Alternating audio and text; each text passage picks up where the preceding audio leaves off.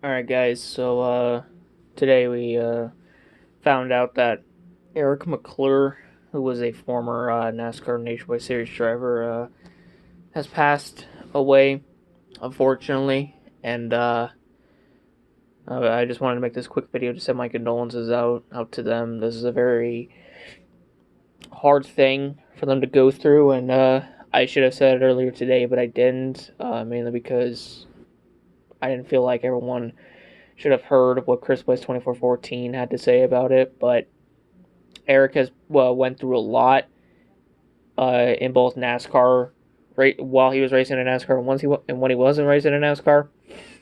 Uh, Eric Eric suffered a lot of concussions and a lot of injuries over the years, and to me, I really do feel like with the concussions that he sustained, uh, he developed CTE, which is obvious after you develop. Well, not obvious, but if you guys don't know what CTE is, basically this is what the full name is. It's chronic traumatic encephalopathy, and you can't actually identify it until when someone passes. So so like a bunch of drivers that have went crazy uh or just anybody really that has passed because they did something because they weren't themselves essentially, and they went off and did something tragic.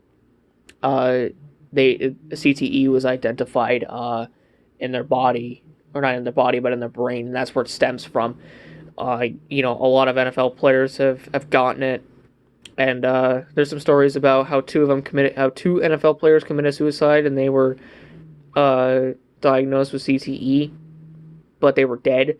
And then there was another football player where he was hearing voices and then went on a car ride, got chased by the police, and then tragically passed in a fiery accident. And then he was it was found out that he had CTE because he was hearing voices because of the amount of headshots that he took.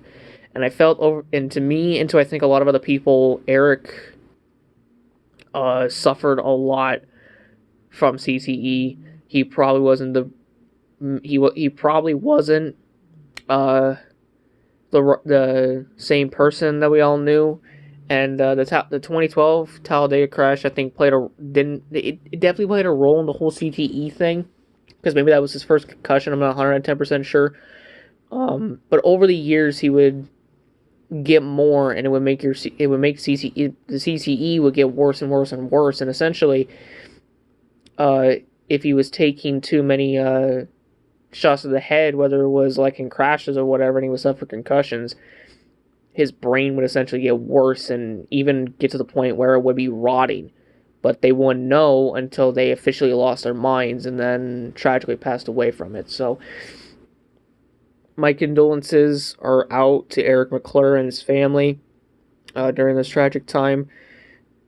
I definitely, in my opinion, I really do think that CTE played a factor in Eric's death or untimely passing, with a bunch of other people that have been superstars in any sport that have gotten it, and they've passed away, and then they're diagnosed with it after death, because again, that's the only way you're able to identify CTE. So I wish the best of luck to Eric McClure's family in their future. I'm sorry for their loss. This is definitely a terrible, terrible time for them, and I really do hope that we can remember for all the good that Eric did and not all the bad, because again, that Talladega 2012 wreck played a role in the CTE that he got, and I really do feel like CTE was one of the main causes of his death. So I want all of you guys watching this video to go send some love to Eric McClure if you haven't already. And yeah, that's all I got, guys. And yeah, once again, best of wishes to Eric McClure's family. Again, it's a tragic day, but here's to the best for Eric McClure's family. So thank you guys so much for tuning in. Sorry that this video was kind of odd, but yeah, just decided I wanted to make this video very quickly. So thank you guys so much. Rest in peace, Eric McClure. We all love you. And I'll see you all later. Have a great rest of your day. And goodbye.